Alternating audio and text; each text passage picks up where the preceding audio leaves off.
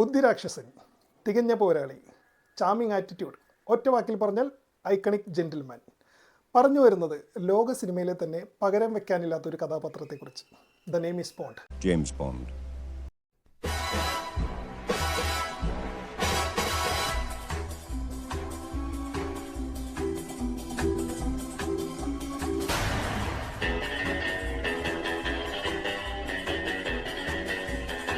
1953 British നോവലിസ്റ്റായ Ian Fleming സൃഷ്ടിച്ച ഒരു കഥാപാത്രമാണ് ജെയിംസ് ബോണ്ട്. ലോകം മുഴുവൻ യാത്ര ചെയ്ത് ശത്രുക്കളുടെ നീക്കങ്ങൾ മനസ്സിലാക്കി രാജ്യത്തിൻ്റെ സുരക്ഷ ഉറപ്പുവരുത്തുക. ഇതാണ് ജെയിംസ് ബോണ്ടിൻ്റെ കർത്തവ്യം. 007 എന്ന കോഡ് നെയിമിലാണ് ജെയിംസ് ബോണ്ട് അറിയപ്പെടുന്നത്.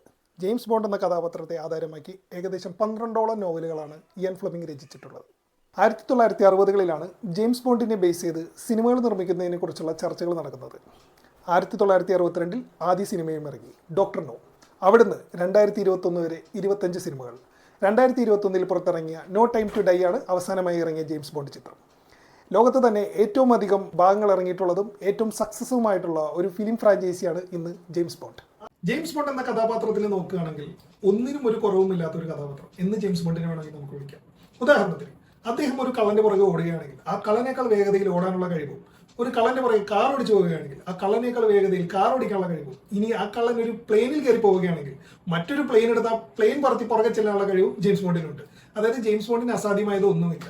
അങ്ങനെ ഒരു സെൽഫ് കോൺഫിഡൻസ്, ആകാശത്തോളം സെൽഫ് കോൺഫിഡൻസ് ഉള്ള ഒരു ക്യാരക്ടറായിട്ടാണ് ഇയൻ ഫ്ലെമിംഗ് ജെയിംസ് ബോണ്ടിനെ ബിൽഡ് ചെയ്തിട്ടുള്ളത്. 6ഓളം നായക നടന്മാരാണ് ജെയിംസ് ബോണ്ട് ഇതുവരെ വേഷമിട്ടിട്ടുള്ളത്. ഷോൺ കോണറി ആയിരുന്നു ആദ്യ ജെയിംസ് ബോണ്ട്, അതിനുശേഷം ജോർജ് ലെസംബി. എന്നാൽ ഒരു ചിത്രം മാത്രമാണ് ജോർജ് ലെസംബി ജെയിംസ് ബോണ്ടായി വേഷമിട്ടത്. പിന്നീട് മൂന്നാമത്തെ ഊഴം റോഗർ മൂറിനായിരുന്നു. ആസ് ഓഫ് നൗ ഏറ്റവും അധികം ജെയിംസ് ബോണ്ടായി സിനിമകൾ ചെയ്തത് റോഗർ മൂറാണ്, ഏകദേശം 7ഓളം ചിത്രങ്ങൾ. റോഗർ മൂറിന് ശേഷം Timothy ഡെൽട്ടൺ, Pierce Brosnan, Daniel Craig എന്നിങ്ങനെ നീളുന്നു നീണ്ട നായകന്മാരുടെ നിര.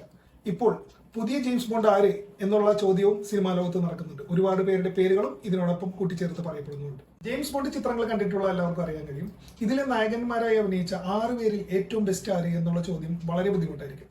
കാരണം ജെയിംസ് ബോണ്ട് ചിത്രങ്ങളുടെ ആരാധകർക്കിടയിൽ മൾട്ടിപ്പിൾ ആയിട്ടുള്ള അഭിപ്രായങ്ങളാണ് ഇതിനെക്കുറിച്ചുള്ളത്. കാരണം ഈ 6 പേരും 6 രീതിയിലും പെർഫെക്റ്റ് ആയിരുന്നു എന്നുള്ളതാണ് അതിൻ്റെ ഏറ്റവും വലിയ സത്യം.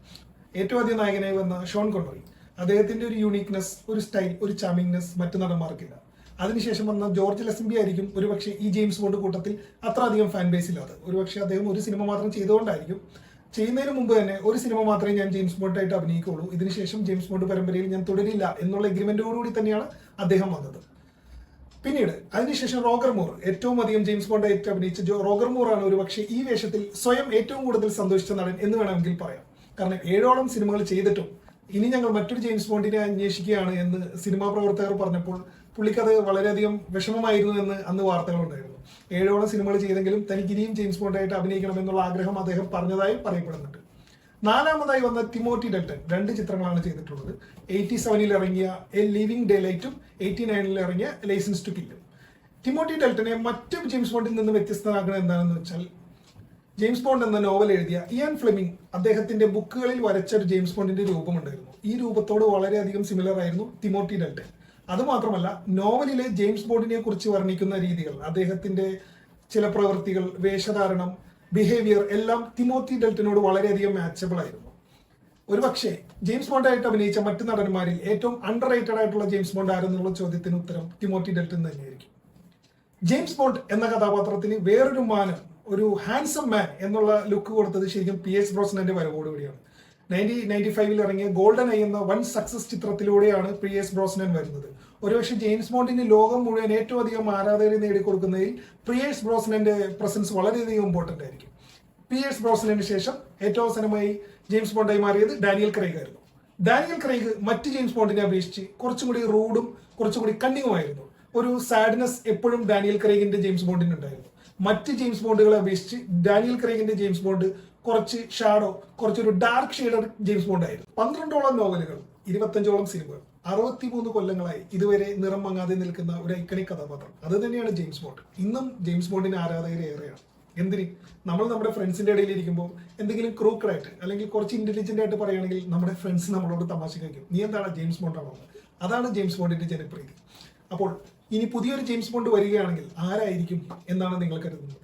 നിങ്ങളുടെ അഭിപ്രായങ്ങൾ കമന്റുകളായിട്ട് അറിയിക്കുക. പുതിയ ജെയിംസ് ബോണ്ടിന് വേണ്ടിയിട്ടുള്ള കാത്തിരിപ്പ് നമുക്ക് തുടരാം.